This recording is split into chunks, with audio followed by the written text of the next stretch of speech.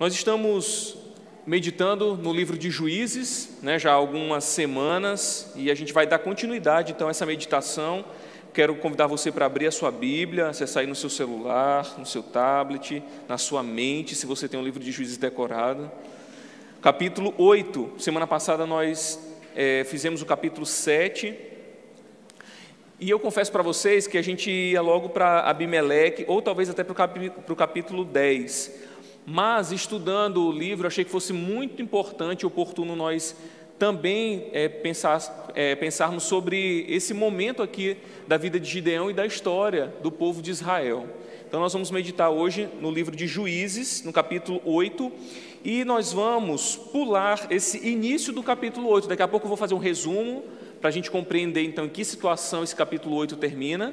E nós vamos hoje meditar dos versículos 22 até o versículo 32. Primeiramente nós vamos ler de 22 a 27, e aí depois nós vamos, na medida que formos expor o texto, a gente vai lendo os outros versículos. Juízes capítulo 8, versículo 22. Juízes capítulo 8, versículo 22. Enquanto você encontra, eu até sugiro que você depois vá lá no nosso canal. A gente tem todas as mensagens que não tem só na Base Renascença, tem no canal Base Igreja Cristã também as outras mensagens, para você que perdeu alguma, para ficar ambientado. É importante essa sequência da história, porque a gente tem feito isso sequencialmente, os textos. Então, quando você perde uma mensagem, você fica um pouco desconectado ali daquele contexto. É importante, se você tiver um tempinho aí na sua semana, medite lá. Juízes, capítulo 8, versículo 22. A versão que eu vou ler aqui é a NVI, Nova Versão Internacional. E diz assim a palavra de Deus: Os israelitas disseram a Gideão: reine sobre nós, você, seu filho e seu neto, pois você nos libertou das mãos de Midian. Não reinarei sobre vocês, respondeu Gideão, nem meu filho reinará sobre vocês, o Senhor reinará sobre vocês. E prosseguiu: só lhes faço um pedido, que cada um de vocês me dê um brinco de sua parte dos despojos. Aí tem uma explicação aí, Os ismaelitas costumavam usar brincos de ouro. Eles responderam: de boa vontade os daremos a você. Então estenderam uma capa e cada homem jogou sobre ela um brinco tirado de seus despojos. O peso dos brincos de ouro chegou a 20,5 quilos, sem contar os enfeites, os pendentes e as roupas de púrpura que os reis de Midian usavam e os colares que estavam no pescoço de seus camelos. Gideão usou o ouro para fazer um manto sacerdotal que ele colocou em sua cidade, em Ofra. Todo Israel prostituiu-se, fazendo dele objeto de adoração, e veio a ser uma armadilha para Gideão e sua família. Vamos orar? Pai amado, bendito Deus, essa é a Tua palavra, inerrante, infalível, inspirada, suficiente, autoritativa. É o nosso bom alimento, Pai. Que nesse momento o nosso coração, a nossa mente estejam voltados, Senhor, para a Tua palavra. Que a Tua voz ecoe no nosso coração por meio do Teu Espírito Santo, nos ensinando, nos fazendo refletir e transformando, Senhor, conforme a Tua boa vontade, o nosso caráter. Em nome de Jesus nós oramos e Te agradecemos. Amém. Quantas vezes, meus irmãos, a gente começa algo bem e a gente vai se perdendo no meio do caminho? Quantas coisas a gente tem força para fazer no início e aí depois, com a caminhada, a gente vai desistindo, a gente vai deixando de qualquer jeito? Você já pegou algo para fazer, aí estava indo tudo bem, estava indo tudo perfeito, aí depois você vai relaxando, vai deixando de lado e as coisas acabam de qualquer jeito. Você começa um projeto, investe grana, investe tempo, investe muitos recursos e com o passar do tempo vai relaxando, procura um caminho mais fácil e acaba desistindo. E aí você pensa: poderia ter sido melhor, eu poderia ter acabado bem, eu poderia ter feito diferente, mas aí já é tarde demais para recomeçar. Você começa, por exemplo, a atividade física com todo o gás. Quem nunca fez aquela matrícula na academia? Eu já fiz de 1 ano e não aparecia um mês somando tudo, aquela promoção. Aí você vai lá, começa e tal, e aí depois vai perdendo fôlego, os compromissos, tudo vai virando mais importante do que aquilo, aí você vai desistindo. E depois você pensa, eu poderia ter continuado, poderia ter dado certo. Às vezes a gente começa vários projetos na nossa vida, profissional, pessoal, ministerial, e a gente vai com todo vigor, com toda disposição, mas no meio do caminho a gente vai esmurecendo. Muitas coisas começam bem, os primeiros resultados são bons, mas no meio do caminho a gente se perde. E aí lá no final vai ver, poderia ter terminado bem, poderia ser diferente, poderia ser melhor.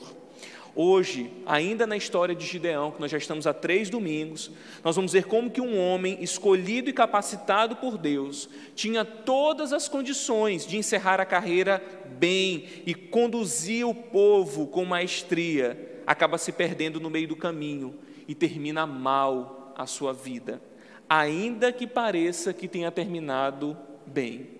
Nós vamos ver isso em 3 pontos nessa noite, mas antes a gente precisa lembrar de algumas coisas para a gente se situar. Nós vamos observar que algumas repetições acontecem no livro de Juízes, a gente já falou disso aqui. Então o livro de Juízes vai relatar vários momentos da história de Israel, onde o povo está distante de Deus, em desobediência, em idolatria, em prostituição, que é como a Bíblia trata a idolatria, e aí aquele povo então vai sofrer as consequências desse pecado, e eles geralmente são oprimidos, explorados por um povo inimigo, e aí eles clamam a Deus, e Deus levanta um juiz, que vai lá e liberta o povo da mão daqueles inimigos. Então eles gozam de um tempo de paz, até que se percam novamente. Então a gente vai vendo isso ao longo do livro de Juízes: desobediência, distanciamento de Deus, dor, pedido de socorro, o levantamento de um juiz e um tempo de paz. Novamente desobedecem, sofrem, pedem socorro, Deus levanta um juiz e aí vem um momento de paz.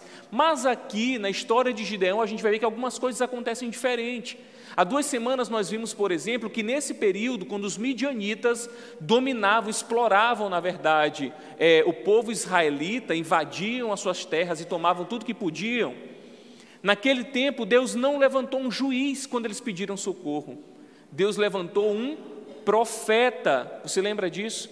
E quando Deus levantou um profeta, Deus então usou aquele profeta para mostrar para o povo que o grande problema deles era a idolatria.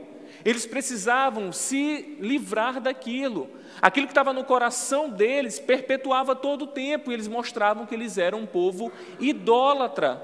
E aí depois que Deus levanta um profeta, então Deus escolhe Gideão como juiz naquele período para livrar o povo das mãos dos midianitas. Então a gente vê que essa história, nesse período de Gideão, ela já começa um pouco diferente dos outros episódios, onde sempre Deus levanta um juiz, mas aqui ele levanta um profeta. A outra coisa que a gente vai vendo ao longo do livro de Juízes é que a cada ciclo desse é como se fosse uma espiral em decadência.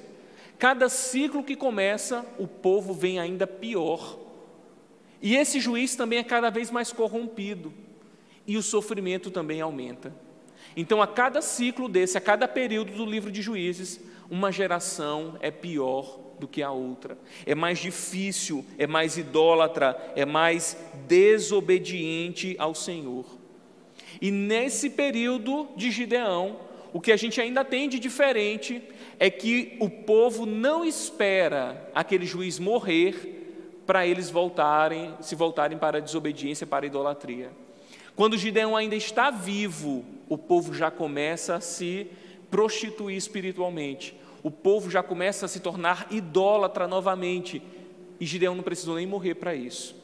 No início do capítulo 8, que são os versículos que nós não lemos, de 1 a 21, nós temos o relato final daquela batalha que a gente viu na semana passada. Lembra que Deus selecionou apenas 300 junto com Gideão. Esses 300 vão com Gideão para o acampamento de Midian, e Gideão tem uma estratégia de que eles toquem trombetas, quebrem vasos e gritem, e aquele povo assustado começa a se matar, um começa a matar o outro, e alguns fogem dali. No capítulo 8 nós vamos ver que Gideão e o exército continuam atrás desses que fugiram, para que não sobre ninguém. Então ele vai atrás deles, desses inimigos, vai atrás dos reis de Midian, Zeba e Zalmuna, que fugiram depois daquela confusão toda no acampamento. Então Gideão começa a persegui-los, e algumas cidades meio que zombam de Gideão, tipo assim, você venceu a guerra, mas você ainda nem derrotou os reis de Midian. E aí Gideão toma aquela zombaria e guarda aquilo ali para se vingar daquele povo que zombou, porque ele ainda não tinha derrotado os reis midianitas. Então ele consegue capturá-los, ele se vinga daqueles que zombaram dele e os mata. E após a vitória completa sobre Midian, o povo então se volta para Gideão e faz o que é o nosso primeiro ponto, uma aclamação precipitada. A característica do povo israelita de tirar Deus da jogada vai aparecer aqui mais uma vez. Eles ignoram completamente a ação divina e atribuem a Gideão a vitória sobre Midian. Os israelitas disseram aí, versículo 22, reine sobre nós, você, seu filho e seu neto, pois você nos libertou das mãos de Midian. O povo pede que Gideão estabeleça uma dinastia e nem mencionam Deus na vitória de Israel. Eles se voltam para Gideão e digam, reine sobre nós, reine os seus filhos, reine o seu neto, se estabeleça aqui sobre nós como um líder. Eles nem lembram o que aconteceu naquele acampamento, eles não lembram que foi Deus quem entregou os midianitas nas mãos de Gideão. Ora, eles vinham de uma opressão tão grande, de um tempo de tanta exploração, que nada mais grato do que aclamar como rei, como salvador, aquele que estava à frente da batalha. Só que, na verdade, Deus era o motivo da vitória. Deus era a razão daquela vitória. Era Deus quem tinha entregue os inimigos na mão dos israelitas.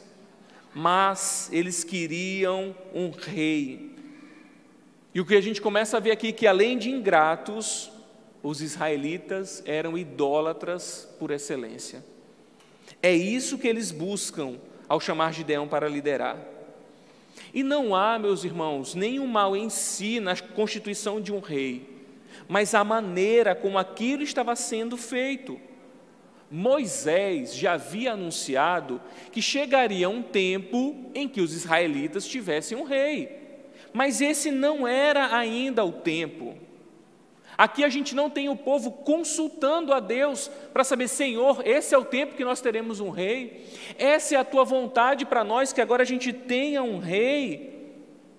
A gente não tem essa vontade do coração do povo para saber se esse era o momento certo. Na verdade, aqui a gente não vê nem mesmo o povo se lembrar de Deus. O povo nem menciona o nome de Deus, o povo quer um rei, quer um herói, quer um ídolo, e o ídolo é Gideão. Calvino escreveu que o coração do homem é uma fábrica de ídolos. Cada um de nós, desde o ventre materno, é esperto em inventar ídolos. Essa é uma tendência natural do nosso coração, fazer um ídolo para nós mesmos. De fato, meus irmãos, todos os dias nós somos tentados a criar ídolos. Ídolos nos quais nós depositamos a nossa esperança. Essa esperança, essa confiança em qualquer outra coisa que não é em Deus, é a essência da idolatria. Um comentarista vai dizer que, em termos bíblicos, um ídolo é alguma outra coisa que não Deus, na qual empregamos o nosso coração, que nos motiva, que nos controla, nos governa ou servimos. A idolatria, meus irmãos, ela é sutil. Todas as coisas da nossa vida, ao redor da nossa vida, são ídolos em potencial. E quando nós falamos de idolatria, não é necessariamente negar a existência de Deus, mas como nós fazemos da melhor forma, nós construímos um outro altar. Nós temos um altar de adoração a Deus e um altar de adoração ao nosso ídolo de estimação. É assim que o povo de Deus age já desde esse tempo. Eles se misturaram com aqueles povos pagãos, ainda conheciam a Deus, tanto que eles clamam sempre a Deus quando o negócio está difícil, mas junto ao culto a Deus, tinha o culto a Baal. E nós somos esses muitas vezes. A gente não nega a existência de Deus, a gente está até aqui hoje, mas de segunda a sexta, a gente se curva diante dos nossos ídolos, dos ídolos que nós construímos. 2 altares na nossa vida, um coração dividido, um para Deus e um para o novo ídolo. E ele pode ser algo que você possui, pode ser algo que você deseja, pode ser alguém, pode ser uma ideologia, pode ser uma esperança, pode ser um político, qualquer coisa que substitui Deus. E mais uma vez eu cito Calvino quando ele diz que o mal em nosso desejo, caracteristicamente, não repousa no que nós queremos, mas no que queremos muito. Não há problema em desejarmos e querermos coisa, mas o mal está em querermos muito aquilo. E aquele povo queria muito um rei. Então eles pedem a Gideão que se torne rei. E Gideão responde, no versículo 23, ao pedido daquele povo: não reinarei, ali mesmo, pode voltar, não reinarei sobre vocês, respondeu-lhe Gideão, nem meu filho reinará sobre vocês, o Senhor reinará sobre vocês. Gideão, muito consciente sobre o que é ser um rei, e quem deveria reinar, dá uma bonita resposta aí para o povo, não é não? Eu não vou ser rei, o Senhor reinará sobre vocês. Mas será que é assim mesmo que Gideão pensa? Por vezes, meus irmãos, somos como o povo que pediu um ídolo, um povo que pede um rei. Por vezes, somos como Gideão, que tem uma falsa modéstia. E esse é o nosso segundo ponto. Uma falsa modéstia. O povo agiu com uma atitude precipitada e agora a gente tem uma modéstia que não é verdadeira. O povo não quer mais um libertador, o povo agora quer um rei. Deus levanta juízes, mas o povo quer escolher um rei segundo os seus próprios padrões. A justificativa do povo para que Gideão reine é que ele os libertou das mãos dos midianitas. E sabemos que essa não é a verdade. A gente conhece a história, a gente ouviu isso aqui na semana passada. Deus entregou, era ridículo lutar aquela guerra. Eram 300 contra um exército que não podia ser contado, com animais que eram como uma nuvem de gafanhotos que não podia ser contada. Seria vergonhoso os israelitas lutarem contra os midianitas e todos os povos do leste. Deus os entregou nas mãos de Gideão. E Gideão parece ter consciência disso, mas nem tanto. É que ele não quer aceitar ser rei, mas a gente não vê no texto uma correção de Gideão em relação ao povo, um ensino. Ele simplesmente se omite sobre o que Deus faz, e isso trará graves consequências, e ao mesmo tempo vai revelar o que está no coração de Gideão. Parece aqui que as lamparinas do juízo dele acenderam, e aí ele diz que nem ele, nem o filho dele reinaria sobre eles, mas o Senhor. Mas infelizmente, meus irmãos, nem tudo que sai da boca é verdadeiro. Nem todo discurso representa o que está presente no coração e na mente. Ele diz que nem ele nem sua família reinaria. Mas o que nós temos aqui é que parece que é a última vez que Gideão se lembra de quem Deus é e o que ele mesmo é. O discurso de Gideão não parece estar alinhado aos pensamentos do seu coração.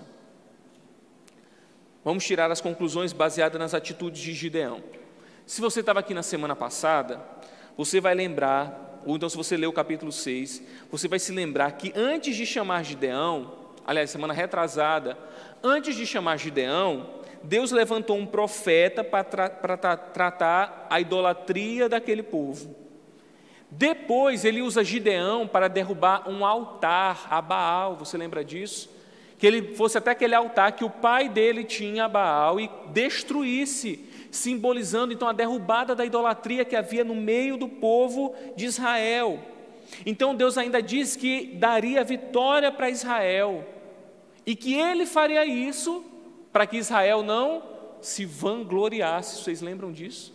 Deus disse: eu vou fazer isso, o exército vai ser daquele jeitinho ali, para que a glória seja minha, para que vocês não se voltem contra mim.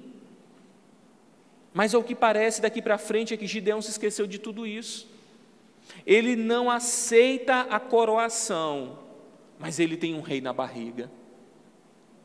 Ele recusa ser coroado como rei, talvez fugindo da responsabilidade que está sobre ser rei, entendendo o que significava ser rei, mas ele percebe ali uma oportunidade.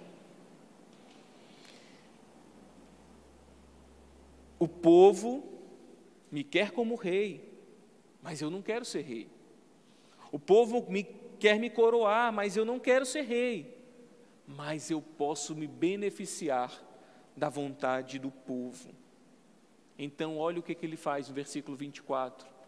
Eu só vou fazer para vocês um pedido: que cada um de vocês me dê um brinco de sua parte dos despojos. Os ismaelitas costumavam usar brincos de ouro. Gideão não quer ser rei, mas ele quer tirar proveito dessa possibilidade de se tornar um rei. Eu não quero coroa, eu quero só que vocês me deem uns brincos de vocês. Eu quero só que vocês me deem o ouro que está aí pendurado na orelha de vocês. É só isso que eu vou querer. Gideão se recusa a ser rei, mas quer as honras de um rei. Então ele pede ouro, e Gideão fica muito rico. Versículos 25 e 26, eles responderam: de boa vontade os daremos a você. Então estenderam uma capa, e cada homem jogou sobre ela um brinco tirado dos seus despojos. O peso dos brincos de ouro chegou a 20,5 quilos, sem contar os enfeites, os pendentes e as roupas de púrpura que os reis de Midian usavam, e os colares que estavam no pescoço dos camelos. Isso aí era da minha anotação, não tem na Bíblia, viu? Apócrifo, desconsidera. E o texto vai nos dizer como ele fez com o que ele fez com esse ouro. Então ele vai explicar no versículo 27, o narrador: Gideão usou o ouro para fazer um manto sacerdotal que ele colocou em sua cidade, em Ofra. Então Gideão tinha uma intenção que, além de ser rico, ele não queria aquele ouro apenas para ele desfrutar dessas posses, dessa grana. Tinha uma outra intenção. Ele se aproveita de toda aquela fama. A campanha para ele ser um rei despertou ou revelou algo que estava no coração de Gideão. Ele queria ser uma referência, um verdadeiro ídolo em Israel. Vamos entender isso. Esse tipo de vestimenta que a NVI está trazendo aí como um manto é meio como um colete. Ele era usado pelo sumo sacerdote no tabernáculo, que era a tenda onde estava, que simbolizava a presença de Deus, e essa tenda ficava em Siló, não ficava em Ofra. E as pessoas queriam cultuar, e o sumo sacerdote ficava onde estava o tabernáculo, onde estava essa tenda, que simbolizava a presença de Deus. Então, quando as pessoas queriam saber o que Deus tinha a dizer, quando as pessoas queriam cultuar a Deus, para onde elas iam? Para Siló, onde estava o tabernáculo, onde estava o sacerdote, que usava essas vestes, que usava esse manto, que usava esse colete. E esse colete, na frente dele, havia o Urim e o Tumim, que eram duas pedras preciosas que eram usadas como resposta de Deus, para Deus dizer se sim ou não. Era mais ou menos um cara ou coroa, alguma coisa nesse sentido, que eles utilizavam para ter uma resposta de Deus. Deus dizia sim ou Deus dizia não. Então, aquele sumo sacerdote, usando esse recurso, se tornava para o povo uma espécie de oráculo ali. Alguém que tinha a resposta de Deus para o povo. O colete também designava o lugar da verdadeira habitação de Deus. E era a maneira de discernir a vontade de Deus em tempos de crise. Então, o colete sacerdotal tinha um simbolismo muito forte. Indicava que ali era o lugar do sumo sacerdote, ali era o lugar onde Deus tabernaculava, onde Deus estava presente, manifestava a sua presença, que aquele lugar era o lugar de adoração e era o lugar de consulta sobre a vontade de Deus. E ficava onde? Em Siló. O que Gideão faz? Vou fazer um colete desse e vou trazer para a minha cidade, para Ofra. Aquilo que o colete representa e ficava lá no lugar certo, o lugar onde Deus estabeleceu, agora está num outro lugar. A gente tem um lugarzinho mais perto, mais próximo. Se isso era usado pelo sacerdote, e se isso era usado como oráculo de Deus, o que nós temos aqui é que Gideão, bem intencionado ou não, estabelece na sua cidade, em Ofra, e não em Siló, um lugar de adoração. É a maneira de atrair as pessoas para buscarem os seus conselhos. E Ofra se torna, então, um lugar onde Deus pode ser encontrado. Porque Deus está onde o colete, o manto sacerdotal está. E se agora nós temos um em Ofra, o povo pode entender, então, de que Deus está entre nós. Gideão usou as coisas de Deus para se estabelecer, quando deveria colocar a sua vida à disposição de Deus. E qual que é a consequência disso? É a parte B do versículo 27. Todo o Israel prostituiu-se, fazendo dele objeto de adoração. E veio a ser uma armadilha para Gideão e sua família. Até antes de Gideão, os juízes haviam sido responsáveis por afastar o povo da idolatria.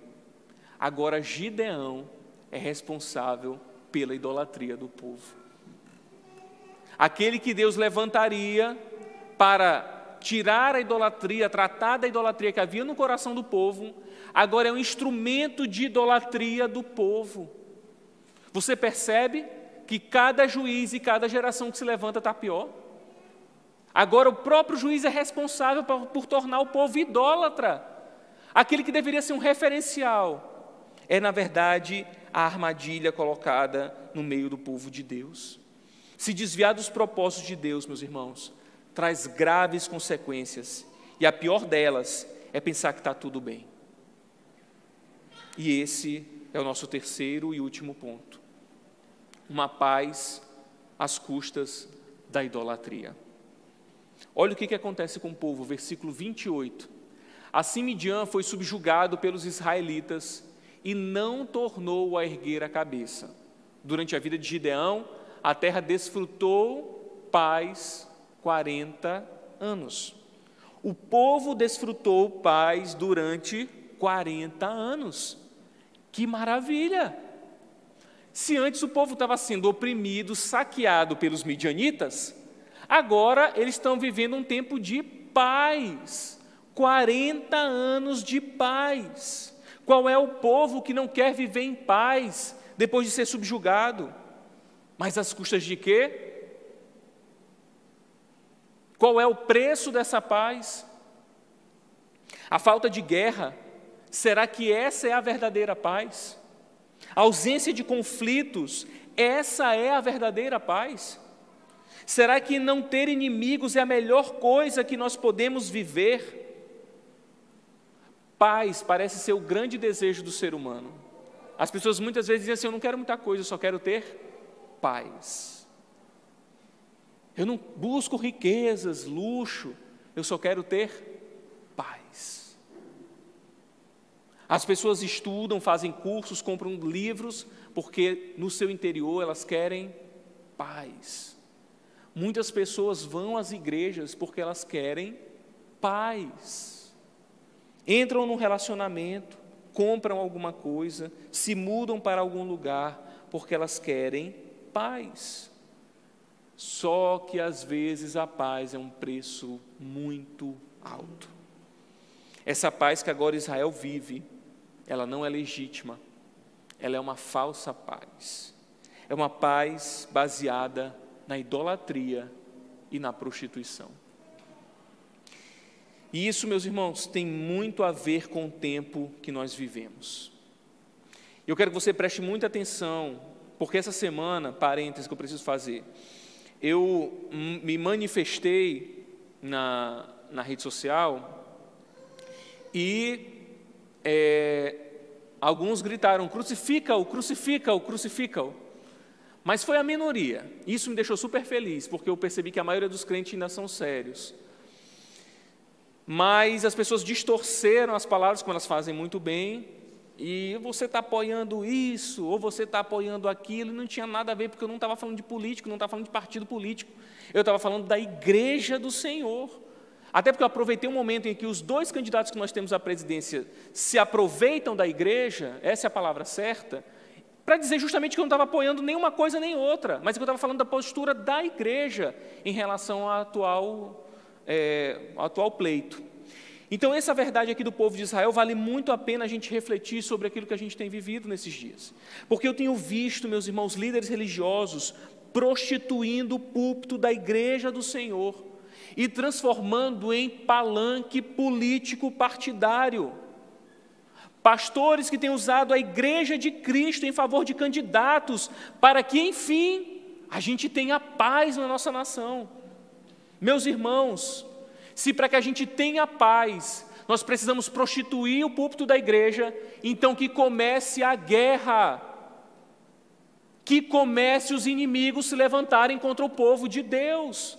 Esse lugar aqui não é outro senão para que a palavra de Deus seja dita, ensinada, pregada, não importa qual seja o governo que se levante, um que deixe a gente fazer isso, ou um que se levante contra a gente fazer isso.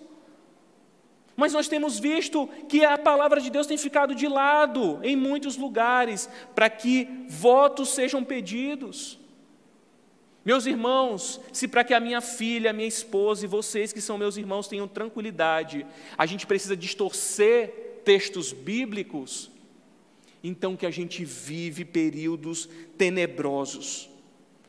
Se para que a gente tenha paz, eu preciso compartilhar mentiras dizendo que igrejas foram invadidas, pastor dizendo na internet que recebeu intimação do TSE, mentindo. Se para isso eu preciso, para que eu tenha paz, para que o Brasil seja liberto daquilo ou daquilo outro, eu preciso mentir. Então que a gente viva tempos de guerra, de perseguição, de morte, seja lá o que for, isso não é novidade no cristianismo. Não vai ser a primeira vez que isso acontecer. Não vai ser a primeira vez que a igreja de Cristo vai ser perseguida. E eu faço uma pergunta para vocês: será que a gente vai ser mais crente ou menos crente se o Brasil virar um lugar onde os cristãos são perseguidos? Eu acho que vai ser mais crente, porque isso vai revelar os verdadeiros, porque isso vai revelar quem está firmado na palavra do Senhor verdadeiramente, e que não está só porque é uma condição favorável. Eu louvo a Deus e peço ao Senhor que nós tenhamos liberdade de culto no nosso país, que a gente possa para a internet falar o que a gente quer, o que a gente pensa, claro que sem ofender, desrespeitar, não estou falando disso, né? Claro, vocês são inteligentes, sabem o que eu estou falando. Eu quero que a gente tenha liberdade de colocar as nossas mensagens na internet, mas não às custas do que a gente precisa fazer aqui, que é o nosso culto ao Senhor. Não podemos negociar a mensagem, não podemos negociar esse tempo que nós temos aqui, não vale a pena, meus irmãos, a paz não pode ser à custa da nossa fidelidade ao Senhor, não vale a pena trocar o seu momento de culto, de comunhão com seus irmãos, para que você desfrute uma paz.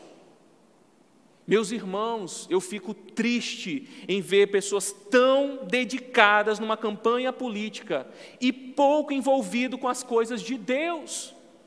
Pessoas que podem ter passeata, bandeiraça, nadaça, sei lá, tudo que agora invento, motociata, bicicletaça, mas não faz nada na igreja, nada.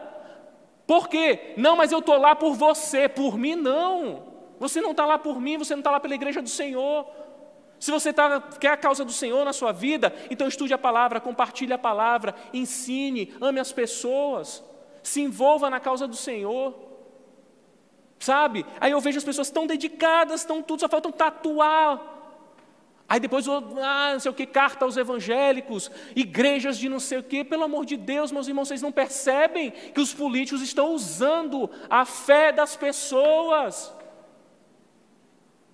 Eu não estou dizendo que não é para você escolher, nem que cristão não deve expressar seu voto. Eu não estou dizendo isso. O que eu estou dizendo é que a gente não pode usar a igreja e não pode fazer um Gideão na nossa vida. Aclamarmos um rei e esquecermos daquele que é o Rei dos Reis. Não podemos, meus irmãos, fazer isso. Eu não estou pedindo voto para ninguém. Aí eu falei isso, já disseram o quê? Mas nós não podemos aceitar um governo que vai ser... Meu irmão, eu não estou dizendo isso. Eu estou falando sobre a igreja do Senhor. Sabe por que eu creio, meus irmãos? Que se vocês aprendem o evangelho aqui, vocês vão analisar os dois planos de governo e vão tomar uma decisão sensata. Ou vocês estão aprendendo aqui outra coisa, ou estão distorcendo, sabe? Eu não preciso dizer que votem em fulano de tal. Ainda disseram assim, não pastor, mas você tem que fazer isso. Falaram isso para mim. Eu disse, tá bom, mas não vou fazer. Eu não quero usar da minha influência de pastor, falaram até para eu criar um outro perfil.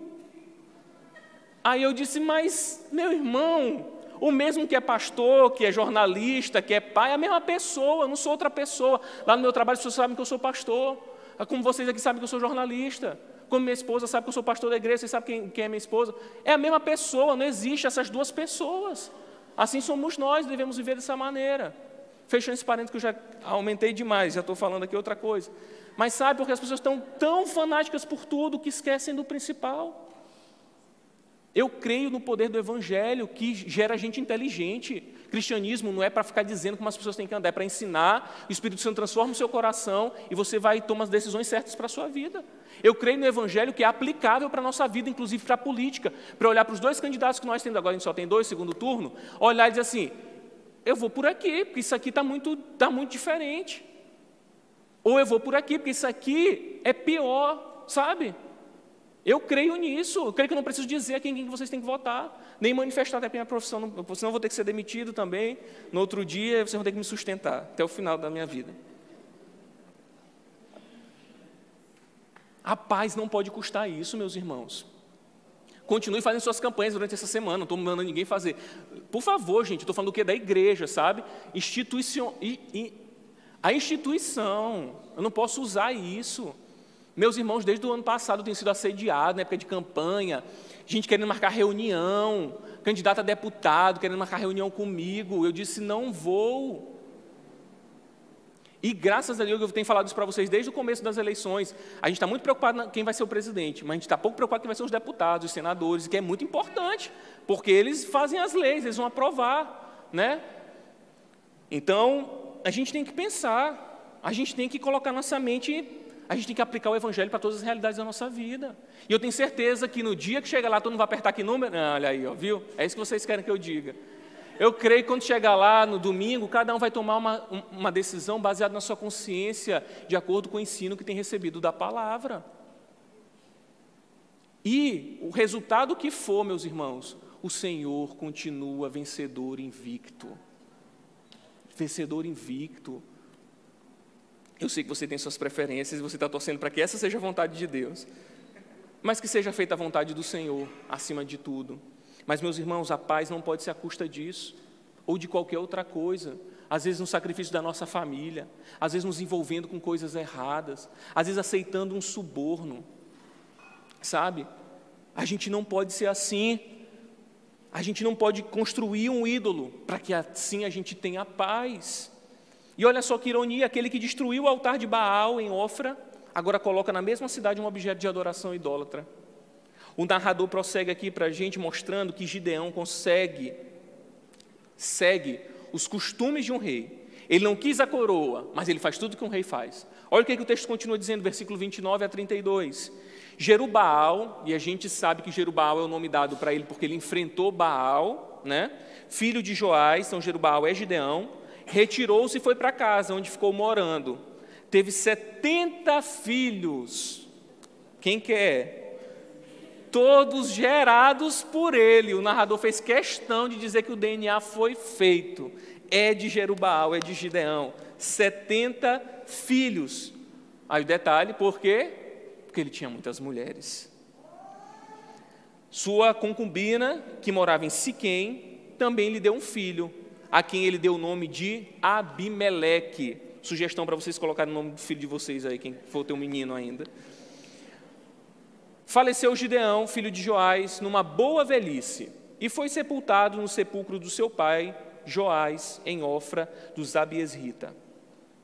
Aqui o narrador aponta uma coisa muito interessante, que mostra esse fim da vida de Gideão. Quando ele chama de Jerubaal, ele está fazendo uma referência sobre aquele que derrotou o ídolo, Baal. Aquele que agora construiu um objeto de adoração foi aquele que antes começou bem. Lembra que ele começou bem? Ele derrubou um altar do ídolo Baal. Aí mostra que ele volta à cidade e é sepultado no túmulo do seu pai. Isso vai revelar que aquele Deus cananeu, que Baal, não se levantou mais contra ele. Mas os versículos 31 e 32 mostram uma realidade que é perturbadora. Gideão, que rejeitou a coroa, agiu como rei. Como que os reis agiam? Tinham muitas esposas e uma concubina, com quem ele teve um filho, que deu o nome de Abimeleque. Sabe o que significa Abimeleque? Filho do rei. Mas não era ele que não queria ser rei. O nome do filho dele com a concubina é filho do rei, ou meu pai é rei. O que nós temos aqui, no fim da vida de Gideão, é uma percepção de que pouco se avançou nas questões espirituais. Israel havia sido libertado do poder opressor de Midian, mas o povo não reconheceu Deus como seu Salvador e Rei. O altar a Baal foi destruído, mas o espírito e o coração idólatra estavam ali vivos. Poderia ter terminado melhor. E eu quero concluir, meus irmãos, falando que Gideão começou bem. Gideão foi chamado por Deus. Ele vive um milagre de uma vitória sobre um exército incontável, mas ele termina mal. O Senhor pacientemente desenvolveu a fé de Gideão. Lembra que ele não queria, que ele falava que ele não era capaz, que ele não podia fazer isso, e Deus foi trabalhando a fé daquele homem. Porém, os propósitos foram interrompidos quando Gideão perdeu o foco da sua missão, tomou decisões imaturas e permitiu que o seu estilo de vida contradissesse a mensagem teológica que ele deveria levar. Um homem que rejeitou ser rei, mas viveu como um rei. Isso mostra que ele entendeu sobre reinado, mas isso ficou somente na mente dele, não entrou no seu coração. Gideão não viveu as verdades que ele conhecia, e esse foi o seu grande erro. Usou da obra de Deus para o seu próprio benefício. Eu fui vitorioso? Eu não quero ser rei, mas tragam ouro para mim. Eu não quero ser rei, mas eu vou ter tantas mulheres quantas eu conseguir. Eu não quero ser rei, mas meu filho vai se chamar Meu Pai é Rei. Esse é Gideão. Usou da obra de Deus para se beneficiar.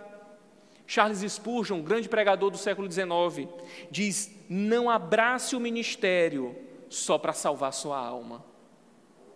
Ele sabia como é fácil usar uma posição de um líder, de ser líder da igreja, para conquistar influência e receber honra para nós mesmos, e não servir e honrar a Deus. Quantos líderes, meus irmãos, gostam de ser honrados? Eu não estou dizendo que não pode dar um mimo para o pastor, um presente, um chocolate, não é não, Denise? Não é isso, pode, seja bem-vindo, jamais lançarei fora aquele que vier até mim. Mas existem homens que se beneficiam da sua posição de liderança para explorar fiéis, para usar dessa posição para receber honra. Gideão poderia ter terminado bem, mas se perdeu em si mesmo. Ainda bem, meus irmãos, que ele é apenas uma sombra daquele que haveria de vir. Ainda bem que ele é uma sombra imperfeita daquele que viria e veio. Ao contrário de Gideão, ele tinha todo o direito de que lhe servíssemos como rei. Diferentemente de Gideão, ele de fato é o tabernáculo da habitação de Deus na terra. E eu estou falando de Jesus. Só que ele rejeitou as tentações de ser servido e serviu para o resgate de muitos. Ele nos libertou do pecado e nos libertou de nós mesmos. Ele é aquele que faz com que tudo acabe bem. Ele, ao contrário do colete sacerdotal, é o verdadeiro digno de adoração. E eu quero que você reflita algumas coisas hoje para a gente encerrar. Existem questões na sua vida, no seu trabalho, no seu ministério, pelos quais você acha que deveria receber mais honra. Existem coisas na sua vida que você decidiu fazer, ou participar, ou estar presente, para que você desfrute de uma paz. Existem coisas na sua vida que você queria um reconhecimento, mas não tem recebido. Saiba que aquele que verdadeiramente deveria ser reconhecido foi humilhado e morto, mas Deus o exaltou. E agora ele está sentado no trono e governa soberanamente. E mais, virá para buscar aqueles que são fiéis. O Evangelho da graça, meus irmãos, pode nos ajudar a lidar com sucesso. Gideão não soube lidar com sucesso. Ele se envaideceu, ele buscou honras e reconhecimento. E quantas vezes nosso coração não está inclinado para isso? Quantas vezes, meus irmãos, a gente não quer reconhecimento? Quantas vezes nosso coração tão vaidoso não quer aplausos? Não é verdade? É só eu que sou pecador assim? Vocês não são, não? Mas o Evangelho da graça nos ajuda a nos libertarmos de nós mesmos e nos mantém o pé no chão e joelhos dobrados acima de tudo, dando honra e glória somente àquele que merece.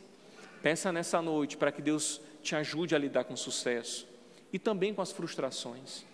Peça para que Deus afaste de você o preço que talvez você está pensando em pagar para ter uma paz que não é verdadeira. Ainda que você viva talvez conflitos e guerras, existe um fim perfeito aguardando aqueles que confiam no Senhor. Um descanso eterno, uma paz verdadeira, que somente aqueles que confiam plenamente desfrutarão para todo sempre.